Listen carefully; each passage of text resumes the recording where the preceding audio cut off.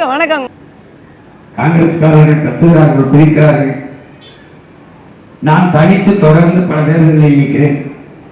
நீங்கள் இந்த நாட்டின் விடுதலைக்காக போராடினவர்கள் என்கிறீர்கள், பல முறை ஆட்சி அமைத்தவர்கள் என்கிறீர்கள், பெரிய கட்சி என்று 110 ஆண்டுகள் ஆயிடுச்சு என்கிறீர்கள். இதே தமிழ்நாட்டில் என்னையை போல தனித்து நின்று ஒரு தொகுதியாவது டெபாசிட் வாங்கி கட்டுங்களை. நீங்கள் இந்த நிலத்தில் இந்த திராவிட பன்னிகளின் ரத்தத்தை குடிக்கிற உண்ணிகளாக தொங்கு சதைகளாக தொங்கிக் கொண்டு பல ஆண்டுகளாக இருக்கு. என்னை நடமாட முடியாது என்கிறீர்கள். நான் 2 நாளாக இங்கேதான் நடமாடி கொண்டிருக்கிறேன். அங்கே ஓரத்தில் இருந்து கற்றுக்கொண்டு போகிறேன். உங்க ஐயா கருணாநிதி தான் அடிக்கடி சொல்வார், நாங்கள் பணங்காட்டு நரி சலசலப்புக்கு அஞ்ச மாட்டோம் என்று. எங்களை நல்லா பாருங்கள், பணங்காடே நாங்கள் தான். அது நாங்க பணங்காட்டு நரியல்ல, உங்களை போல வன்னிக்காட்டு புலிகள் என்பதை நினைவில் வைத்துக் கொள்ளும். இந்த கத்துறது, கூச்சல் போடுறது, கூப்பாடு போடுறதெல்லாம் கொள்கையற்றவன் செய்த வேலை. எங்களுக்கு உயர்ந்த கனவு இருக்கு, நோக்கம் இருக்கு. காங்கிரஸ் கட்சியில் இருக்கிற தலைவர்கள் மதிப்புமிக்கவர்கள், எங்களுடைய பேரன்பிற்கும் பெருமதிப்பிற்குரிய உறவினர்கள். உங்கள் கொள்கை வேறு, எங்கள் கொள்கை வேறு, பாதை வேறு, பயணம் வேறு. ஆனால் மானுட உறவுகள் வேறு. அதை மதிக்க தெரிந்தது தமிழனின் மாண்பு. அதனால் நீங்கள் உங்கள் கொள்கை வழியில் செல்லுங்கள், எங்கள் கொள்கை வழியில் நாங்கள் செல்கிறோம். நீங்கள் எங்களை எதிர்க்க விரும்பினால் உங்கள் வாக்கை எங்களுக்கு செலுத்தாமல் இருங்கள், அவ்வளவுதானே. நாங்கள் எடுத்து வைக்கிற கருத்தில் தவறு இருந்தால் நீங்கள் இதுக்கு எதிர்கருத்தை கூட்டம் போட்டு பேசுங்கள். சொல்வதற்கு என்ன வைத்திருக்கிறீர்கள்? நீட்டு தேர்வை கொண்டு வந்தது, நீட்டு தேர்வுக்கும் உங்களுக்கு எந்த சம்பந்தம் இல்லையா? ஜிஎஸ்டி என்ற கொடிய வரிச்சுமையை மக்கள் மேல் திணித்தது நீங்கள் இல்லையா? சிஏ, என்ஐஏ, என்ஆர்சி எல்லாம் கொண்டு வந்தது நீங்கள் இல்லையா? என்ஐஏ என்கிற கொடிய ஆட்சி சட்டத்தை இந்த நாட்டில் திணித்தது நீங்கள் இல்லையா? எதை வைத்து நீங்கள் கோவப்படுகிறீர்கள்? எந்த உரிமைக்கு எங்களுக்காக நின்றிருக்கிறீர்கள்? கச்சத்தீரை எடுத்துட்டு போன கட்சி ஆட்சி காங்கிரஸ். காவிரி நதிநீர் உரிமையை பறித்துக் கொண்டு போனது காங்கிரஸ். கல்வி உரிமையை மாநிலத்திலிருந்து பொதுப்பட்டியலுக்கு என்று எடுத்துக்கொண்டு போனது காங்கிரஸ். கூட நின்றது நீங்கள். இன்றைக்கு கூட்டணி வச்சு கும்மி அடிக்கிற இந்த கொடிய திமுக. இந்த கட்சி ஆட்சிகளை, அதிகாரங்களை அப்புறப்படுத்தாமல் இந்த நாட்டுக்கு மக்களுக்கு என்ன நல்லது நடக்கும் என்று நீங்கள் நம்புகிறீர்கள்? இவர்களை ஒழிக்காமல் எந்த ஒரு நல்லதும் இங்கே நடக்க. திரும்பி திரும்பி இதுதான். ஐயா கருணாநிதி வருவார், ஒரு கங்காரு குட்டி போல ஐயா ஸ்டாலினை வகுத்திலேயே சுமந்து வந்து இறக்கி விடுவார். அவர் இருக்கும்போது இவர் இளைஞரணி, அவர் முதல்வர், இவர் துணை முதல்வர். இவர் இருக்கும்போது தம்பி உதயநிதி உடனே இளைஞரணியா வருவார். ஏனால் அந்த கட்சியில் வேற இளைஞர்களே இல்லை. இளைஞரணிக்கு வருவார், திருப்பி சட்டமன்ற உறுப்பினர் ஆவார், உடனே விளையாட்டுத்துறை அமைச்சர் ஆவார், உடனே துணை முதல்வர் ஆவார்.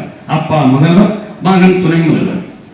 இன்னும் கொஞ்ச நாளில் இவர் முதல்வர் ஆவார், அவர் மகன் துன்ப இன்ப நிதி, அவர் இளைஞரணி ஆவார். இப்பவே அவர் தான் இளைஞர் அணி. திருப்பி அவர் துணை முதல்வர் ஆவார். நீங்க அப்ப நாங்க ஏடா இந்த நாடு உங்க குடும்பத்துக்கு பட்டா போட்டு கொடுத்துருக்கா? தமிழ்நாடு எதற்கு ஜனநாயகம் பேசுகிறது, சனாதன ஒழிப்பு பேசுகிறது. ஒருவன் ஒருத்தன் மகனாக பிறந்து விட்டான் என்பதற்காகவே அவனுக்கு உயர்ந்த இடமும் பதவியும் கிடைக்குமானால் அது ஜனநாயகம் அல்ல, அதுதான் கொடிய சனாதனம். சனாதனத்தை ஒழிக்க துடிப்பவர்கள் முதலில் ஐயா கருணாநிதி வீட்டில் அந்த சனாதனத்தை ஒழிக்கட்டும், பிறகு நாட்டில் ஒழிக்கட்டும். தொட்டது மதுரையில் நடந்த ஜல்லிக்கட்டு போராட்டத்தில் ஒரு படிச்ச ஒரு IAS பெண் அதிகாரி அவர் உட்கார்ந்த இடத்தை தம்பி உதயநிதிக்கு இடம் கொடுத்தீர்கள், சரி துணை முதல்வர். மாவட்ட ஆட்சியரை எழுந்திருக்க சொல்லிவிட்டு அவருடைய உதயநிதியின் மகன் இன்பவினிக்கு இடம் கொடுத்தீர்கள். அதற்கு பிறகு நண்பர் உட்கார இடமில்லை என்று ஒரு பெண் மாவட்ட ஆட்சியரை எழுந்திருக்க சொல்லிவிட்டு அவர் நண்பரை உட்கார சொல்லுங்கள். இதான் நீங்க பெண்ணுக்கு கொடுக்கிற மரியாதை, பெண்ணியை காத்து வச்ச பெண்ணிய உரிமை. இந்த கொடுமையை பார்த்து கொண்டு இந்த தமிழ்நாட்டில் தமிழ் மக்கள் கோபப்படவில்லை, ரோசம் வரவில்லை, வெறி வரவில்லை என்றால் நாங்கள் உங்கள் வாக்கை வந்து என்ன செய்ய போகிறோம்? எல்லாத்தையும் சகித்துக் கொண்டு அடிமையாக வாழ்வதுதான் உங்களுக்கு விருப்பம் என்றால் எதற்கு தேர்வு? என்ன மாறுதல்? ஒன்றும் வார்த்தையில் தான் தன்மானம், இனமானம், கோபம், ரோசம், எழுச்சி, புரட்சி, மாற்று, இதெல்லாம் வெற்று வார்த்தை. இவற்றையெல்லாம் மாற்ற வேண்டும் என்றால் இந்த அரசியல் கட்சிகள் இந்த ஆட்சி முறையை ஒழித்து ஒரு தூய அரசியலை உருவாக்கப்பட வேண்டும். அது எங்கள் கடமை அல்ல, இந்த மண்ணில் பிறந்த ஒவ்வொருத்தருடைய கடமை. ஒரு மாற்றாக தொடர்ந்து தொடர்ந்து தொடர்ந்து களத்தில் இருக்கிற உங்கள் பிள்ளைகள் எங்களை பாருங்கள். எங்களுக்கு என்ன தேவை வந்தது? என்ன அவசியம் வந்தது? ஏன் எல்லோரும் அவரவர் வேலையை விட்டு இந்த வேலையை செய்து கொண்டிருக்கிறோம்? நாங்கள் இன்றைக்கு வீதியில் நிற்பது போல எங்களுக்கும் பின்னாடி வருகிற என் தம்பி தண்ணிகள், எதிர்கால தலைமுறை பிள்ளைகள், அடுத்த தலைமுறை பிள்ளைகள் இதுபோல வீதியில் நின்று ஒவ்வொன்றுக்கும் மனு கொடுத்துக் கொண்டு போராடி கொண்டு அழுது கொண்டு நிற்கக்கூடாது என்பதற்காகவே படித்துவிட்டு பல லட்சம் பேர் வேலை இல்லாமல் இருக்கிறார். டாஸ்மாக் கடையில சரக்கு ஊற்றி கொடுப்பவன் யார்? MA, MBA, MSc, MPhil. 400 பேர் வாட்ச்மேன், வாய்க்காவலர் வேலைக்கு விண்ணப்பித்து இருக்கிறார். வாட்ச்மேன், சாலை துப்புரவு பணியாளருக்கு போஸ்ட் கிராஜுவேஷன், முதுகலை படித்தவன் வீதியிலே நிற்கிறான் தெருக்கூட்டுறேன் என்று. வேலை இல்லை. இந்த நாட்டில் படித்துவிட்டு இவ்வளவு வேலை இல்லை. ஆனால் நாட்டை ஆளுநர்கள் நல்லாட்சி கொடுத்துக் கொண்டிருக்கிறோம் என்கிறார். முதல்வரே சட்டசபையில் சொல்கிறார் 1 லட்சம் போராட்டங்களுக்கு அனுமதி கொடுத்திருக்கிறோம் என்று. அப்ப 1 லட்சம் பிரச்சனைகள் நாட்டில் இருக்கிறது. வேறு எந்த பிரச்சனையை இவர்கள் ஆட்சிக்கு வந்து தீர்த்திருக்கிறார்கள்? என்ன நடந்திருக்கிறது?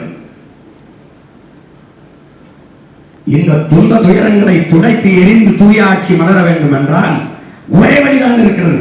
உங்களை நம்பி நிற்கிற இந்த பிள்ளைகளை நம்பி உங்கள் மதிப்புமிக்க வாக்கை செலுத்துவது ஒன்றுதான். ஏமாறுகிறவன் இருக்கிற வரை ஏமாற்றுகிறவன் இருக்கத்தான் செய்வான். நாம் யாரையும் ஏமாற்ற மாட்டோம், ஏமாறவும் மாட்டோம் என்கிற முடிவுக்கு என்னுடைய சொந்தங்கள் வர வேண்டும். அறிவார்ந்த மக்கள், கற்றறிந்த மக்கள், அரசியல் புரிதலும் தெளிவும் கொண்ட மக்கள், ஈரோட்டு கிழக்கிலே வாழ்கிற மக்கள், கிழக்கில் இருந்துதான் விடிவு. ஈரோட்டு கிழக்கில் இருந்து நல்ல அரசியலுக்கான விடிவு பிறக்கட்டும். அறிவார்ந்த என் இன சொந்தங்களே, உங்களின் மதிப்புமிக்க வாக்கை இந்த இடைத்தேர்தலில் நிற்கிற என் உயிர் தங்கை சீதாலட்சுமி அவர்களுக்கு ஒளிவாங்கி சின்னத்திலே, இந்த மாய்க்கு சின்னத்திலே வாக்கு செலுத்தி நீங்கள் வெற்றி பெற செய்யுங்கள். இது இனமானத்திற்கான, தன்மானத்திற்கான வெற்றி. இது மண்ணை காக்கும், மக்களின் நலனை காக்கும் என்பதை மனதில் வைத்துக் கொண்டு மதிப்புமிக்க வாக்கை மைக்கு சின்னத்திலே செலுத்தி வெற்றி பெற செய்யுங்கள். புரட்சி எப்போதும் வெல்லும். நாளை உங்கள் பிள்ளைகளின் வெற்றி அதை சொல்லும். நாம் தமிழர்.